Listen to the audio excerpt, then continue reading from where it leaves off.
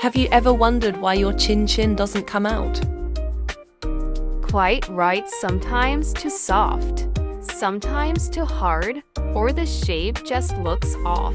You followed the recipe, yet it still doesn't have that perfect crunch or professional look. Here's the truth, there's a small detail most people skip, and it's the reason your chin has never turned out the way you want. But don't worry, today, I'm showing you how to fix it in just 5 minutes. I'll show you how to cut your chin perfectly, how to get the oil temperature just right, and the one step that guarantees crispy, golden chin every time. Let's get started.